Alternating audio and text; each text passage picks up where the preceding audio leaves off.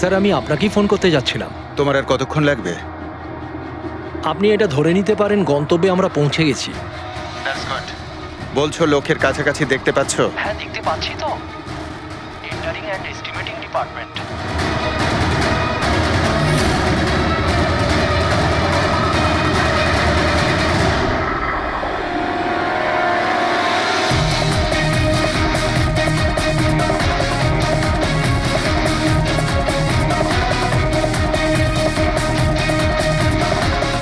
আর ওই লোকটার নাম খুব শিগগিরই আমি আপনাকে বলে দেবো। Hello Rohan, hello hello Rohan.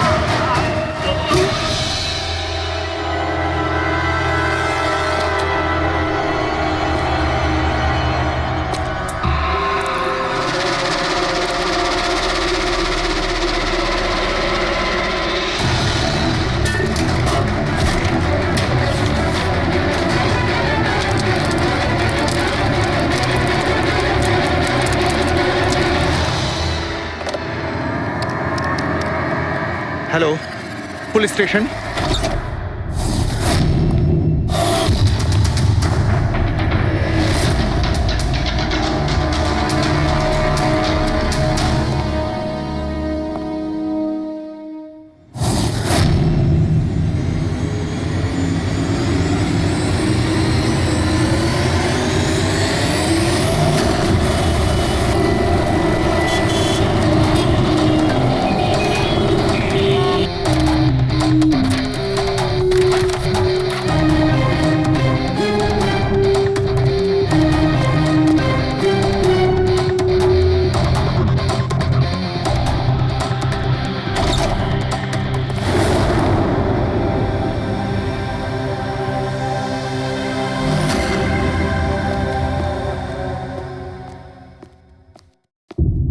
Good afternoon, Dr. Saluke. কি গুড আফটারনুন।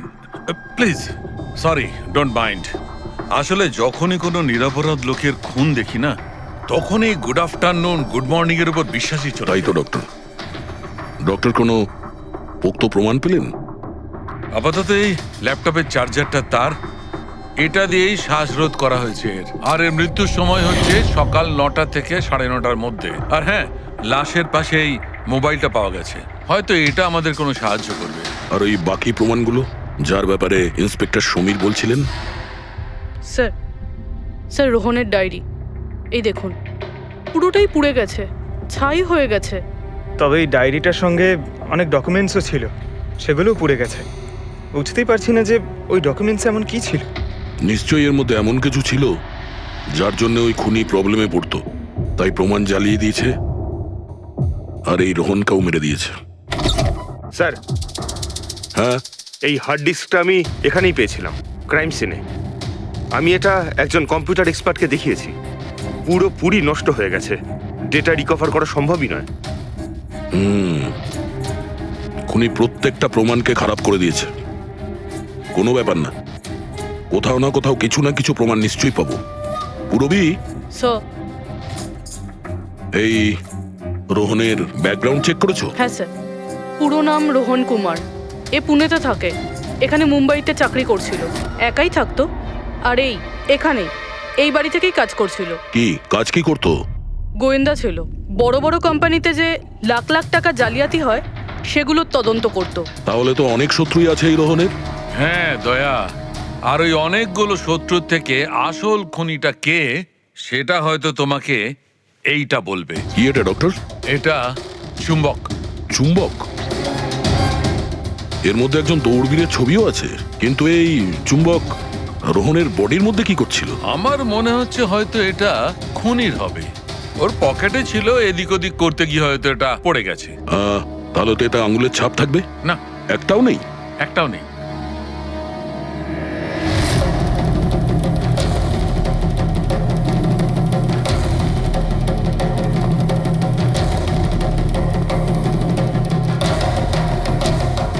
খুনি মনে হয় এখান থেকে এসছে।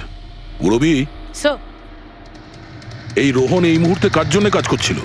স্যার ডিএনডি বিল্ডকম লিমিটেডের জন্য। BND Buildcom limited? এটা তো ইঞ্জিনিয়ারিং আর কনস্ট্রাকশনের 1 নম্বর কোম্পানি শহরের। হ্যাঁ স্যার, এই দেখুন, এই ভাঙা হার্ড ডিস্কটার উপরেও ওই কোম্পানিটারই স্টিকার লাগানো রয়েছে। আর মারা যাওয়ার ঠিক আগে এই রোহন এই কোম্পানির সিইও মিস্টার হিতেশের সাথে ভিডিও কলে ছিল। আর স্যার এই লোকাল পুলিশ স্টেশনেই হিতেশই কমপ্লেন করেছিল।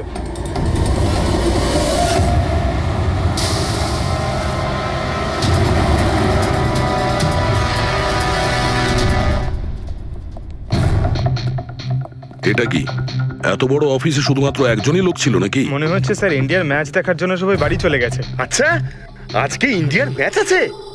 স্কোরটা কি হলো? কোহলি সেঞ্চুরি করতে যাচ্ছে। কি বলছেন স্যার? আপনি কি করে জানলেন? বাইরে ওয়াচম্যান কমেন্ট্রি শুনছিল। ইনভেস্টিগেশন করতে এসেছি। চোখ কান খোলা রাখতে হবে। স্যার, হিতেশের cabin. Mister Hitesh, hi, CID. Please বসুন। আমি আপনাদেরই অপেক্ষায় ছিলাম। শুরু থেকে বলুন সবকিছু। 6 মাস আগে আমি রোহনকে কাজে রাখি। গত 5 বছর ধরে আমাদের কোম্পানিতে যে লোকসান হচ্ছে তা আগে কখনো হয়নি। কি ধরনের ক্ষতি? লোকসানের লিস্ট তো বলে শেষ করা যাবে না। যে টেন্ডারগুলো আমাদের কোম্পানির পাওয়া উচিত ছিল সেগুলো হাত থেকে বেরিয়ে যাচ্ছিল।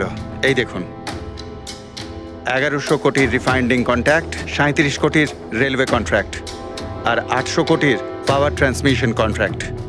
এটাও তো হতে পারে যে যে সমস্ত কোম্পানি এই কন্ট্রাক্টটা পেয়েছে ওরা আপনার থেকে কম কোট দিয়েছে। সেটাই তো আমি বলতে চাইছি স্যার। যদি অন্য অন্য কোম্পানি এই টেন্ডার পেতো তাহলে ব্যাপারটা অন্য ছিল, কিন্তু এই সমস্ত কন্ট্রাক্ট একটা মাত্র কোম্পানিই পেয়েছে। আর সবচেয়ে বড় কথা হলো তাদের অ্যামাউন্ট আমাদের দেওয়া অ্যামাউন্টের থেকে মাত্র 1000 টাকা কম। শুধুমাত্র 1000 টাকা কম? কোন কোম্পানি এটা? XPL infrastructure. XPL infrastructure? তাহলে আপনার মনে হচ্ছে যে আপনার কোম্পানিতে এমন কেউ বেইমান আছে যে স্যালারি আপনার থেকে নেয় কিন্তু কাজ এক্সপিএল এর জন্য করে? 100% কেউ না কেউ তো অবশ্যই আছে। আর রোহন ওই লোকটার খুব কাছাকাছি পৌঁছে গিয়েছিল। ওর লাস্ট ফোন কলে আমায় এটাও বলেছিল যে সেই বেইমান এস্টিমেটিং অ্যান্ড টেন্ডিং ডিপার্টমেন্টের লোক। আচ্ছা, এই ক্রাইম সিন থেকে আমরা এই ড্যামেজড হার্ড ডিস্কটা পেয়েছি। কি আছে এর ভেতরে? স্যার, এটা আমাদের কোম্পানির গত 5 বছরের CCTV footage, call logs, emails, আমাদের কোম্পানিতে কত এমপ্লয়িজ আছে, সমস্ত ইনফরমেশন এতে ছিল। তাহলে এর কপি নিশ্চয়ই আছে আপনার কাছে? আগে হ্যাঁ, আছে। আমরা ওটা আমাদের সঙ্গে নিয়ে যাব। শিওর।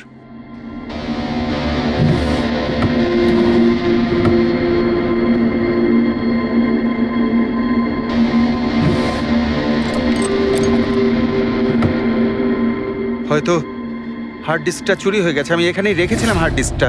কি? আপনার কেবিনের ভেতর থেকে কোনো জিনিস কি করে চুরি হয়?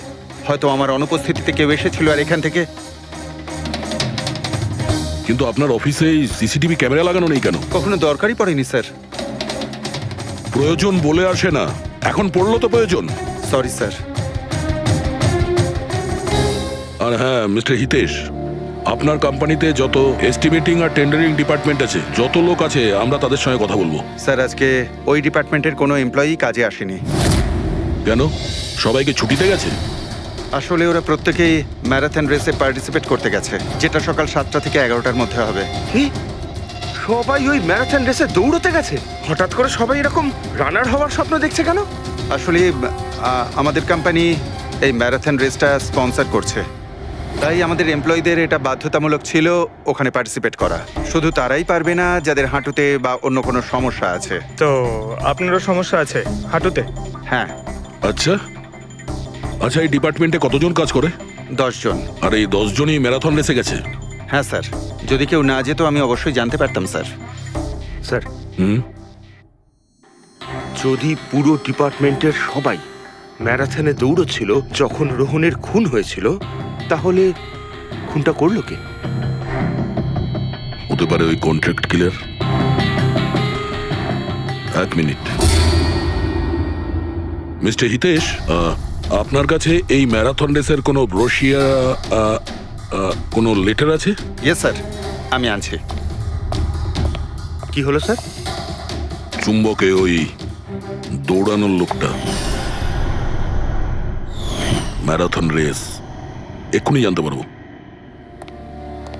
এই নিন sir. Thank you. You are welcome sir. দেখেছো, এটাই হলো ওই চুম্বকের রহস্য।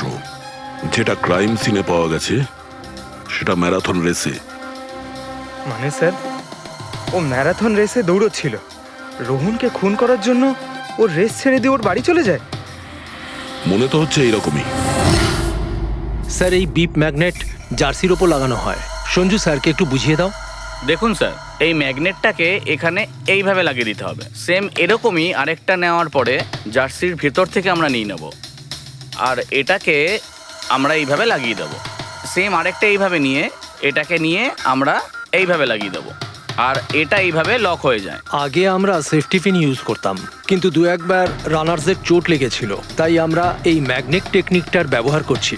এই ম্যাগনেট আর রেসিং হুইপ আপনি সব প্রতিযোগীকেই দিয়েছিলেন? ইয়েস স্যার, সবাইকে জানিয়ে দেওয়া হয়েছিল, বলাও হয়েছিল রেস শেষ হয়ে যাওয়ার পরে সব ম্যাগনেটগুলোকে ফেরত দিয়ে দিতে। তাহলে কারা কারা এই ম্যাগনেট ফিরিয়ে দেয়নি? স্যার, অনেকেই দেয়নি, কেউ ফেলে দিয়েছিল, কেউ বা হারিয়ে ফেলেছিল, আর এক একজনের দায়িত্বও ছিল না যে জিনিসটাকে ফেরত দিতে হবে। একটা কথা তো শিওর, কেউ রেস মাঝপথে ছেড়ে দিয়েছিল, গিয়ে খুন করে আবার ফিরে এসেছে। কিন্তু স্যার, রেস তো অনেক লোকেই মাঝখানেই ছেড়ে দিয়েছিল, কিন্তু এটা কি করে জানা যাবে যে তাদের মধ্যে রোহনকে কে মেরেছে? ওই 10 জনের মধ্যেই কেউ হবে যারা ক্যান্টিন ডিপার্টমেন্ট আর এস্টিমেটিং ডিপার্টমেন্টে কাজ করছিল। কিন্তু স্যার, ওই 10 জনের মধ্যে রেস মাঝপথ থেকে ছেড়ে দিয়েছিল, এটা কিভাবে জানতে পারবো? জানা যেতে পারে স্যার। কি করে? স্যার, আমরা প্রত্যেকটা প্রতিযোগীর মাথায় গোপ্রো ক্যামেরা লাগিয়েছিলাম, আর সেটা থেকে জানা যেতে পারে কে মাঝপথে ছেড়ে দিয়েছিল। ওয়ান্ডারফুল।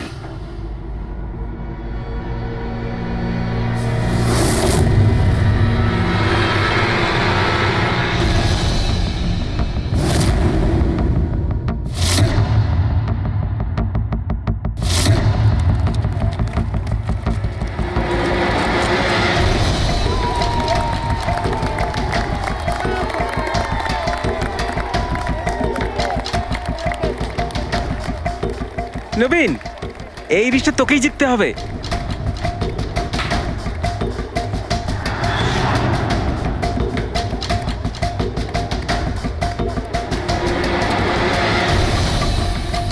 রান।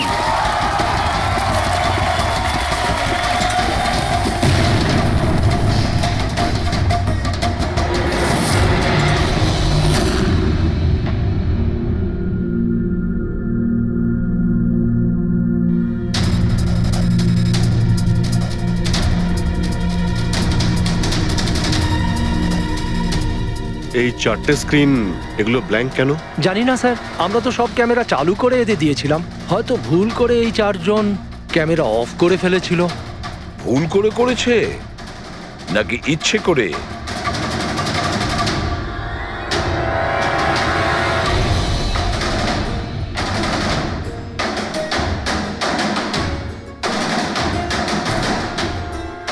এদের মোটিভটা কি বুঝে উঠতে পারছি না। এরা কি করতে চাইছিল? কি কুনাল, একটা ক্যামেরা ভাঙা, একটা ক্যামেরায় মাটি লেগে আছে, এই 4টে ক্যামেরা ব্ল্যাঙ্ক, সেটা কেন? জানি না স্যার। ওইসব জানি নাটা নিয়ে বললে হবে না। এই সব কটা ক্যামেরা 10-এ 10 আমার চাই। স্যার, এই 3টে ক্যামেরা একদম ঠিক ছিল স্যার। এমপ্লয় 1, এমপ্লয় 2 আর এমপ্লয় 3। তার মানে এই 3টে ক্যামেরায় কোনো টেকনিক্যাল প্রবলেম ছিল না। কেউ ইচ্ছে করে ক্যামেরাগুলো বন্ধ করেছিল বা ভুল করেও করে থাকতে পারে, কিন্তু বলা যায় না। কিন্তু স্যার এই 4টে ক্যামেরারই ফুটেজ একদম ঠিকঠাক স্যার। এমপ্লয়ি 4, 5, 6, 7। তাহলে এবার যাই প্রবলেম ক্যামেরাতে। সবার আগে প্রবলেম ক্যামেরা ছিল এই নবীনের, যার লেন্স ক্র্যাক হয়ে গেছিল। হতে পারে দৌড়তে দৌড়তে পড়ে গেছিল।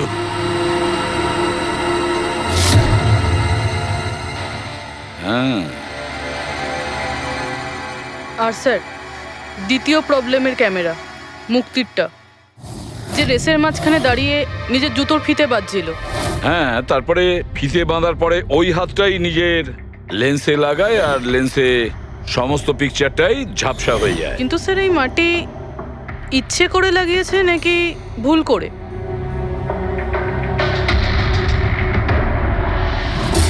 আরে 10টা লোকের তো 10টা গোপ্রো ক্যামেরা থাকা উচিত, এখানে তো দেখছি 9টা। গৌরবের ক্যামেরাটা কি হলো, সেটা কোথায়? স্যার ওই ক্যামেরাটা হারিয়ে গেছে, গৌরব ওটা ফেরত দেয়নি। তাহলে স্যার এই গৌরবই খুনি, ওকে ধরে ফেলা উচিত। না পঙ্কজ, এইভাবে হয় না। হতে পারে গৌরব ক্যামেরাটা ফেরত দিতে ভুলে গেছে। আমাদের এটা ভাবতে হবে যে খুনি এই সময়টাই কেন বেছে নিল ম্যারাথন রেসের টাইমে খুন করার জন্য। ও তো চাইলে যে কোনো সময় খুন করতে পারতো, যে কোনো জায়গায় পারতো। হ্যাঁ, অ্যালিবাইয়ের জন্য স্যার, যাতে ধরা পড়লে খুনি বলতে পারে যে রোহনকে খুনের সময় ও তো ম্যারাথনে পার্টিসিপেট করেছিল। হ্যাঁ, সেই জন্য ও রেসেও পার্টিসিপেট করেছিল আর রেস কমপ্লিট করেছিল। তার মানে স্যার রেসকে মাঝখান থেকে ছেড়ে ও চলে গেছিল, তারপরে গিয়ে খুন করলো, আর খুন করার পরে এসে রেস আবার শেষ করলো। এক্স্যাক্টলি। কিন্তু স্যার এই ফুটেজ থেকে কিভাবে জানতে পারবো কে রেস ছেড়ে চলে গেছে, খুন করেছে, আবার রেস জয়েন করেছে? স্যার এই ব্যাপারটা আপনি টাইমিং চিপ থেকে জানতে পারবেন। টাইমিং চিপটা আবার কি? আজকাল ম্যারাথন রেসে বিজেতা কে জানার জন্য RFIDর ব্যবহার করা হয়। RFID মানে রেডিও ফ্রিকোয়েন্সি আইডেন্টিফিকেশন। আগে হ্যাঁ, ও, এই টেকনিক থেকে একটা জিনিস জানা যেতে পারে যে একজন রানারের প্রত্যেকটা ল্যাব কমপ্লিট করতে কত সময় লেগেছে। RFID, radio frequency identification. Sir এটাই হলো চিপ, আর এটা রেসের ম্যাট, আর এটাই RFID টেকনিকে চলে। দেখুন স্যার। ও, তার মানে রেস শুরু হতেই যখন কোনো রানার এটা ক্রস করে তখন এই টাইমিংটা ওই মুহূর্তে শুরু হয়ে যায়। একদম স্যার, অফিসের কার্ডের মতন স্যার। ঠিক আছে, এটা তো বুঝতে পারলাম, কিন্তু এটা কি জানতে পারা যাবে যে কেউ রেস মাঝপথে ছেড়ে দেয় আর পরে আবার এসে জয়েন করে? এরও উপায় আছে স্যার। স্যার এই ম্যারাথন রেস 31 কিলোমিটারের হয়। এতে 4টে ভাগ, প্রথমটা 5, দ্বিতীয়টা 10, তৃতীয় 15, চতুর্থ 20। চতুর্থ পর্যায় থেকে ফিনিশিং লাইনের দূরত্ব কম করে 1 কিলোমিটার স্যার। তার মানে সব মিলিয়ে 6টা প্যাড, স্টার্টিং লাইনের প্রথম প্যাড আর ফিনিশিং লাইনের 6 নম্বর প্যাড, মাঝখানে 4টে থাকছে, 4টে ধাপ, 4টে প্যাড। যখন কোনো প্রতিযোগীর পা ওই প্যাডের মধ্যে পড়ে তখন আমরা বুঝতে পারি ওই রানার কত টাইমটা নিয়েছে। তাহলে কে রেস মাঝপথে ছেড়েছিল আর কে ছেড়ে যায়নি এটা জানা গেলে এটাও জানা যাবে যে একটা ধাপ থেকে আরেকটা ধাপে যাওয়ার সময় কোন রানারের সব থেকে বেশি সময় লেগেছিল। সবকটারই টাইমিংটা চেক করতে হবে। জানা তো যাবে সে কে যে মাঝপথে রেস ছেড়ে আবার জয়েন করেছে। পুরবি,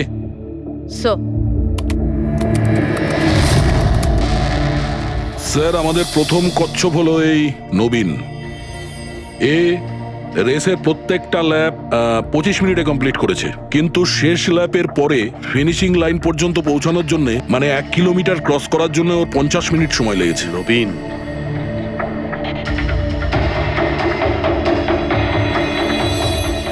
আর স্যার এই মুক্তি, এর টাইম তো রেকর্ডই হয়নি। 15 থেকে 20 কিলোমিটারের মাঝের ধাপ। তাহলে এ হলো দ্বিতীয় সাসপেক্ট।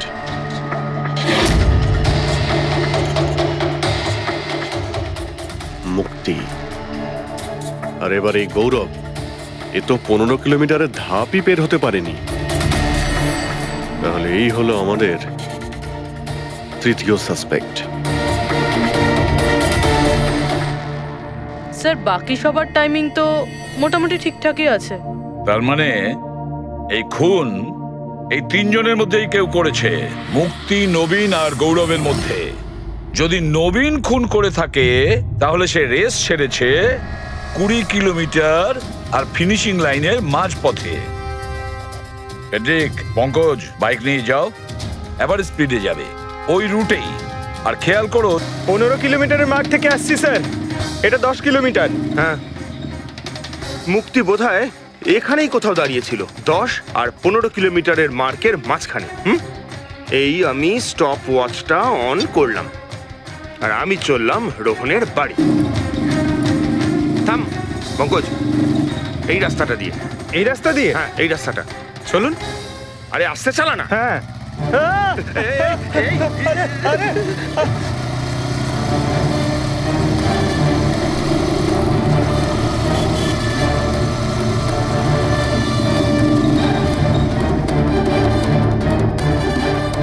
এই দেখুন রোহনের বাড়ি। মুক্তি নিশ্চয়ই রোহনের ঘরে পিছনের জানলা দিয়ে ঢুকেছিল।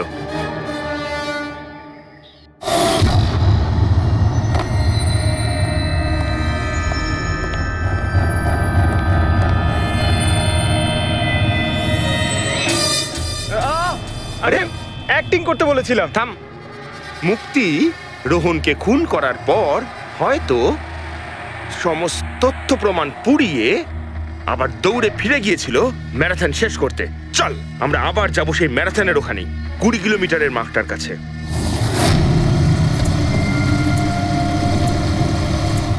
স্টপ ওয়াচে টাইম দেখে নিন স্যার। 26 মিনিট।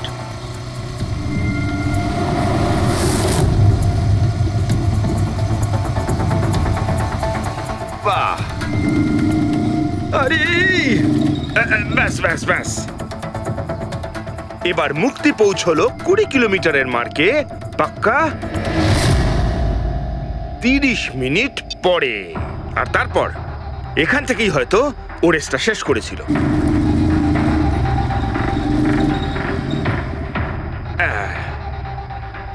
এবার শোন, গৌরব যদি খুন করে থাকে তাহলে ও রেসটা এখানেই ছেড়েছিল, 10 আর 15 কিলোমিটার মার্কের মাঝামাঝি। এই আমি স্টপ ওয়াচ অন করলাম, এবার যাব আমরা রোহনের বাড়ি। চলো। চল।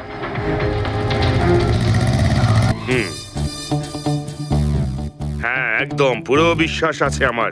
Excuse me. এই ছা ছা ছা ছা ছা, আরে আরে আরে মরে যাবো তো। চল।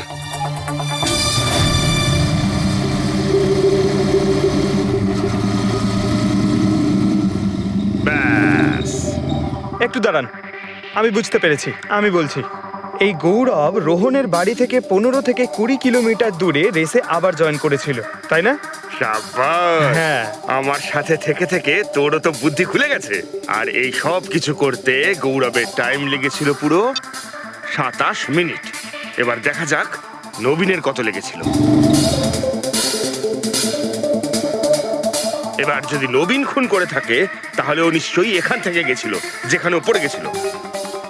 এই আমি স্টপ ওয়াচ অন করলাম, এবার যাওয়া যাক রোহনের বাড়ি। চল। চলুন স্যার। ওকে পঙ্কজ, 3 জন রোহনের সাথে এরকমই কিছু করেছিল। ব্যাস, রোহনকে খুন করে নবীন এইখানে এসে পৌঁছেছিল ফিনিশিং লাইনের সামনে, যেখানে ও ক্যামেরাটা দ্বিতীয়বারের জন্য সরিয়েছিল। আর এই সব কিছু করতে ওর লেগেছিল হয়তো 48 মিনিট। স্যার, জানতে পেরেছি 3 জনের কত সময় লেগেছিল। আচ্ছা, তাহলে বলো মুক্তির কত সময় লেগেছিল? মুক্তির লেগেছিল 30 মিনিট। আর টাইমিং চিপ অনুযায়ী 39 মিনিট লেট ছিল। আর গৌরব? গৌরবের 27 মিনিট। আরও ম্যারাথন রেস থেকে নিখোঁজ ছিল 24 মিনিটের জন্য। নবীনের লেগেছিল 48 মিনিট রোহনের বাড়ি গিয়ে ওকে খুন করে ফিরে আসতে। আর টাইমিং চিপ অনুযায়ী এই নবীন 50 মিনিট লেট ছিল। হ্যাঁ, আমাদের খুনি এই 3 জনের মধ্যেই কেউ হবে, নবীন, গৌরব আর মুক্তির মধ্যে। মিস্টার নবীন, একটা কথা বলুন। এই রেসে আপনি প্রত্যেকটা ল্যাপ 25 মিনিটে কমপ্লিট করেছেন, কিন্তু ফিনিশিং লাইনের আগে ওই 1 কিলোমিটার যেতে আপনার 50 মিনিট সময় লেগেছিল কেন? স্যার, ওই 20 কিলোমিটার পুরো করার পর আমি নিচে পড়ে গেছিলাম। আর স্যার, ওই আমার পায়ে চোট লেগেছিল আর ক্যামেরাটাও ভেঙে যায়। স্যার লাস্টের 1 কিলোমিটার আমি কতটা কষ্টে পুরো করেছি স্যার আমিই জানি সেটা। এই আঘাতটা কোথায় লেগেছে আপনার? স্যার এইখানে দেখুন স্যার। পট্টিটা খোলো। হ্যাঁ এইটা।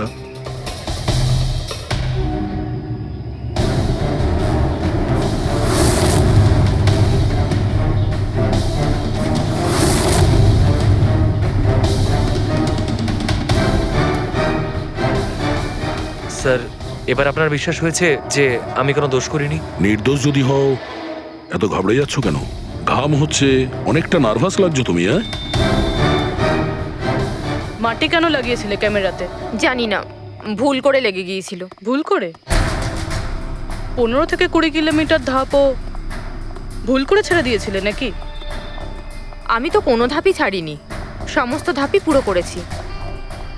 কিন্তু টাইমিং চিপ তো অন্য গল্প বলছে। টাইমিং চিপ খারাপও তো হতে পারে।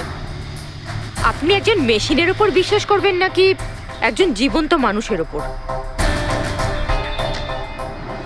আচ্ছা, তোমার গোপ্রো ক্যামেরাটা কোথায় গেল? তুমি তো ওদের ওটা ফেরত দাওনি। ওটা তো হারিয়ে গেছে স্যার। হারিয়ে গেছে? কি করে হারিয়ে গেল ভাই? জানি না স্যার, ওই রেসের মাঝখানে হঠাৎ করে দেখলাম ক্যামেরাটা ছিলই না, জানি না কোথায় পড়ে গেছে। আচ্ছা, আর ওই 15 কিলোমিটারের ধাপটাও কি হারিয়ে গিয়েছিল? ওটাকে তো পার করনি তুমি। স্যার আমি পুরো রেস কমপ্লিট করেছি। মিথ্যে কথা বলবে না। রেসের মাঝে কোথায় গিয়েছিলে? কোথাও যায়নি স্যার, আমি তো পুরো রেস কমপ্লিট করেছি, কোথাও যায়নি স্যার। আচ্ছা স্যার মনে হচ্ছে নবীনই, কারণ আমি যখন ওকে জিজ্ঞাসাবাদ করছিলাম তখন ওর মুখ একদম ফ্যাকাশে হয়ে গেছিল, হাত পা কাঁপছিল ওর। এই গৌরবও কম নয়, ও বললো জানি না কি করে ক্যামেরাটা হারিয়ে গেছে। আরে এত বড় একটা ক্যামেরা পড়ে গেলে সেটা কেউ জানতে পারবে না স্যার। বস তোমার কথাটা ঠিকই, কিন্তু নবীনের একটু আঘাত লেগেছে না? হ্যাঁ স্যার, আঘাত তো ওর লেগেছে। স্যার আমার মনে হচ্ছে ও মিথ্যে কথা বলছে। স্যার আমার মনে হচ্ছে মুক্তি মিথ্যে বলছে। ও জেনে শুনেই ক্যামেরায় মাটি লাগিয়েছিল, কারণ নিশ্চয়ই এমন কিছু আছে যেটা ও আমাদের থেকে লুকোতে চাইছে। হ্যাঁ, এটাও হতে পারে, কারণ ক্যামেরায় যদি ভুল করে মাটি লেগে যেত তাহলে আরো সবার ক্যামেরাতে লাগতে পারতো ভুল করে। গোলমাল আছে, এই তিনজনের মধ্যে কোনো না কোনো গোলমাল তো নিশ্চয়ই আছে। খুনি এই তিনজনের মধ্যেই কেউ একজন। নবীন আমাকে ওই জায়গাটা দেখাও যেখানে তুমি এক্স্যাক্টলি পড়েছিলে, কিভাবে পড়েছিলে। আসুন স্যার, কিন্তু স্যার আমার পায়ে খুব ব্যথা আছে, আপনি একটু সাহায্য করবেন আমাকে? নিশ্চয়ই নিশ্চয়ই, এসো।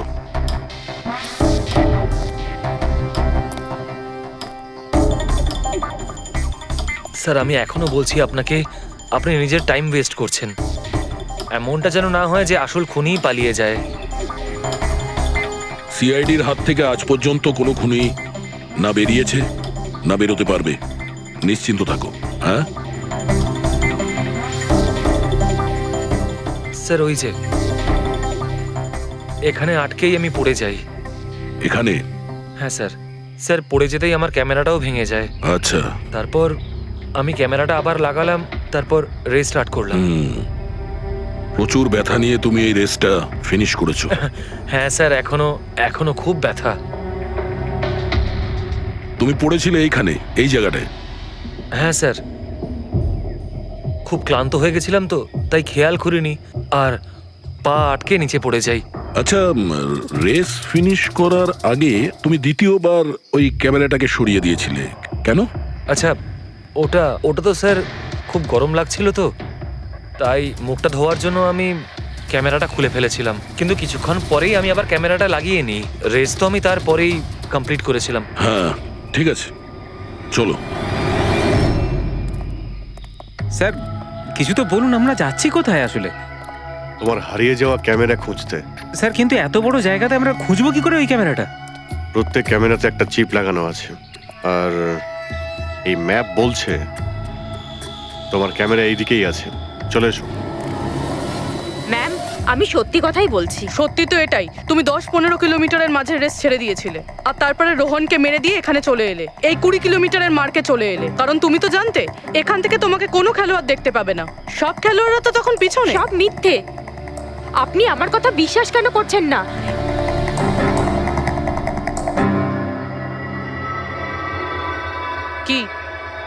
কি খুঁজছো? আমি কিছু তো না। কিছু আছে ওখানে?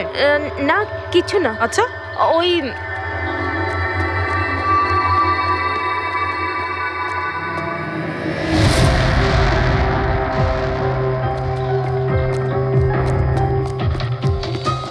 ও তো তুমি সাইকেলে করে গিয়েছিলে রোহনকে খুন করতে?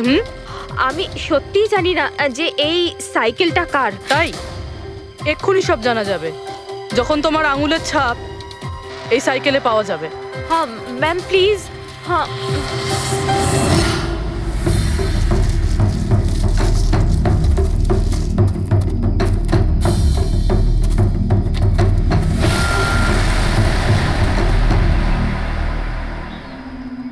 এই হলো ক্যামেরা।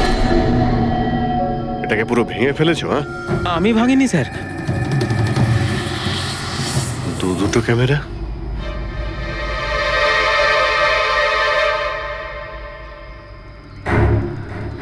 এই ক্যামেরাটা আবার কার? স্যার স্যার সরি, আমি আপনাকে মিথ্যে বলেছি স্যার, কিন্তু আমি আপনাকে সব সত্যি কথা বলে দিচ্ছি স্যার। বলো, তাহলে সত্যি বলার মুড হয়েছে তোমার? বলো। আসলে আমি এই জঙ্গলে না ড্রাগস নিতে এসেছিলাম, ওই গায়ের জোর বানানোর ড্রাগস, যাতে আমার গায়ে শক্তি আসে আর আমি জোরে দৌড়ে এই রেসটা জিতে যেতে পারি। সেই জন্যই আমি ক্যামেরাটা ভেঙে দিয়েছিলাম। খুব ভালো মজা করো তুমি। জোরে দৌড়ানো ড্রাগ নিয়েছিলে ম্যারাথনে, যেখানে অনেকক্ষণ দৌড়তে হয় আস্তে আস্তে, সেখানে জোরে দৌড়ানো ড্রাগের দরকার ছিল। মজা করছো? হ্যাঁ, এটা কার ক্যামেরা? আমি জানি না স্যার। কোনো ব্যাপার না, সব জানতে পেরে যাব। আমি অপরাধ করেছি, কিন্তু ওটা নয় যেটা আপনি ভাবছেন। আমি রোহনকে মারিনি। আমার দোষ শুধু এটুকুই যে আমি রেসটা জেতার জন্য একটু চালাকি করেছিলাম। বুঝলাম না, কি করেছো তুমি? আমি জানতাম না যে টাইমিং চিপ প্রত্যেক ধাপে রানারের টাইম নোট করবে। আমি ভেবেছিলাম শুধু রেসের প্রথমে আর শেষে টাইম ক্যালকুলেট হবে, আর তাই 10 কিলোমিটার পর্যন্ত এসে ক্যামেরায় মাটি লাগিয়ে দিয়েছিলাম আর ওখান থেকে সাইকেল নিয়েছিলাম।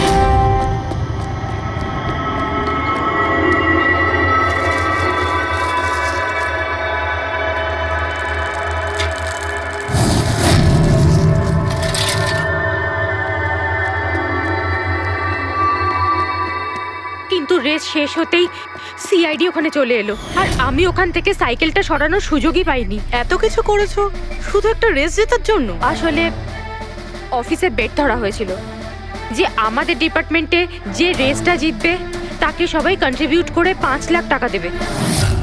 আমার টাকার খুব দরকার ছিল, তাই আমি... এটা দীপ্তির ক্যামেরা।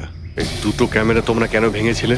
স্যার আসলে আমরা এই রেসে এসেছিলাম যাতে একে অপরের সাথে সময় কাটাতে পারি, কিন্তু তারপরে খেয়াল হলো যে আমাদের প্রেমের কথাবার্তা সব ওই গোপ্রোতে রেকর্ড হচ্ছে স্যার। কখন থেকে ফলো করছে। শোন না, তোকে খুব সুন্দর লাগছে। দাঁত ছাড়ো তো। কি হলো? গোপ্রোতে সব রেকর্ড হচ্ছে। ও গড, এখন কি করব? একটা কাজ করা যাক, চল আমার সঙ্গে। হ্যাঁ,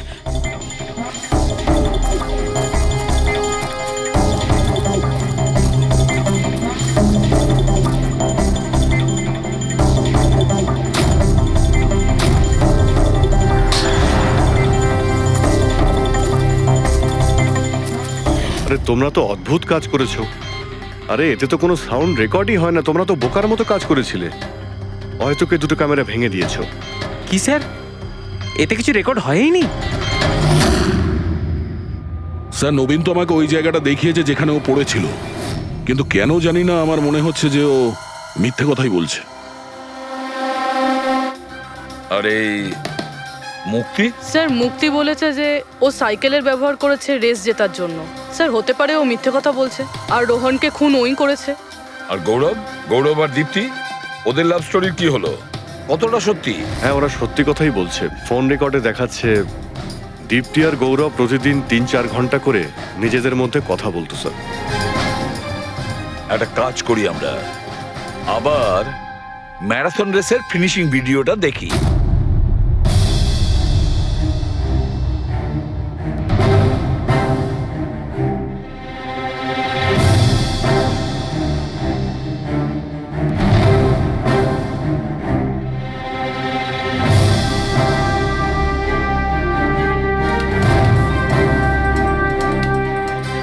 মানে গৌরবের ঠিক পরেই এই দীপ্তি ঢুকেছিল, দুজনে একসঙ্গেই ছিল। মনে হচ্ছে স্যার দুজনেই এই কাণ্ড করেছে। এক মিনিট অভিজিৎ, দয়া, এই ফুটেজটা দেখো। এই যে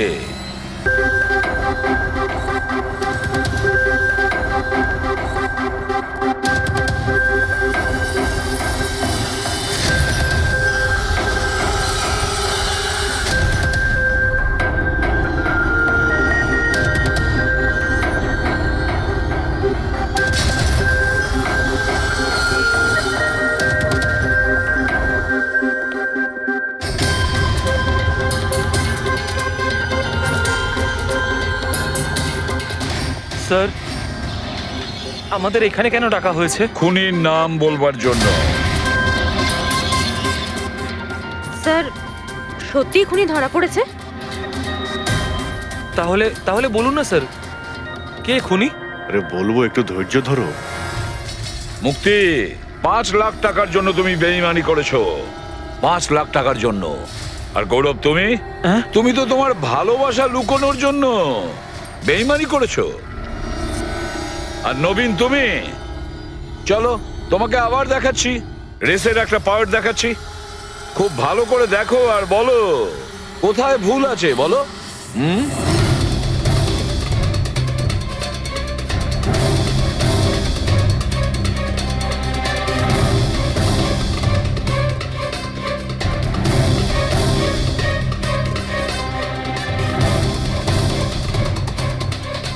কিছুই তো নেই স্যার, সবই তো ঠিকই আছে। কোনো প্রবলেম নেই। তোমার মনে আছে তুমি বলেছিলে যে ক্যামেরাটা দ্বিতীয়বার যখন তুমি সরিয়েছিলে তারপরে তুমি মাথায় জল ঢেলেছিলে? ওটা তো স্যার খুব গরম লাগছিল তো, তাই মুখটা ধোয়ার জন্য আমি ক্যামেরাটা খুলে ফেলেছিলাম। মিথ্যে বলেছিলে তুমি, নিজের মাথায় জল ঢেলেছিলে। অথচ যখন ফিনিশিং লাইনে পৌঁছলে তখন তো তোমার ভেজা অবস্থায় থাকার কথা ছিল। কিন্তু এই ফুটেজে আমরা কি দেখতে পাচ্ছি? তুমি শুকনো অবস্থায় দৌড়চ্ছ। হয়তো জল শুকিয়ে গেছিল। বর্ষাকালে অত তাড়াতাড়ি জল শুকিয়ে গেল, অদ্ভুত ব্যাপার। তাহলে নবীন, তোমাকে আরো একটা ফুটেজ দেখাই, এই গল্পের শেষ অংশ। বলো, এটা দেখে তোমার কি মনে হচ্ছে?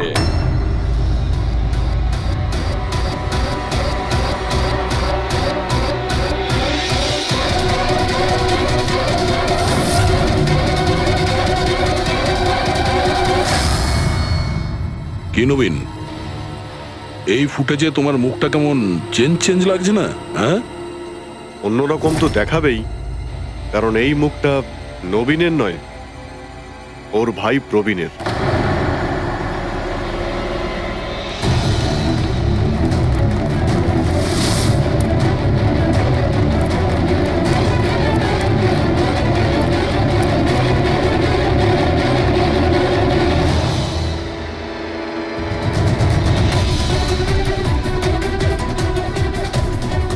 খুব বড় প্ল্যান বানিয়েছিলে তুমি, দারুণ মাথা খাটিয়েছিলে তুমি। প্রথমে 3টে এমপ্লয়ির ক্যামেরা বন্ধ করে দিয়েছিলে,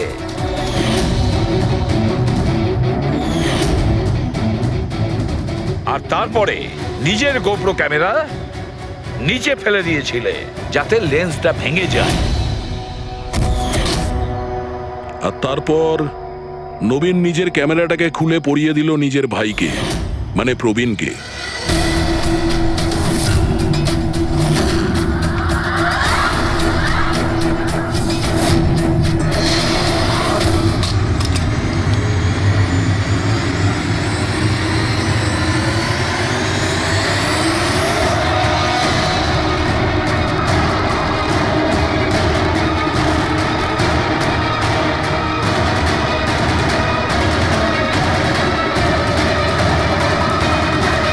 এই ক্যামেরা বদল করার সময় খুব একটা সময় ছিল না, তাই হতে পারে ওই টি শার্টে যখন কাগজটা লাগাচ্ছিল তখন সমস্ত ম্যাগনেটগুলো লাগায়নি, কিছু ম্যাগনেট নবীন নিজের পকেটে ভরে নিয়ে গেছিল।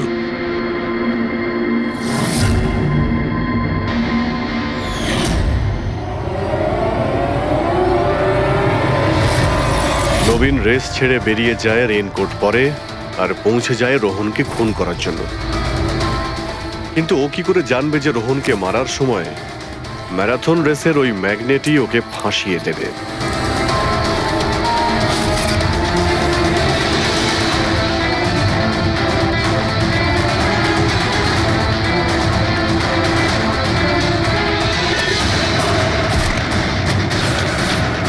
তারপর তুমি পুরো প্রমাণ নষ্ট করলে আর আবার এসে রেসে জয়েন করলে।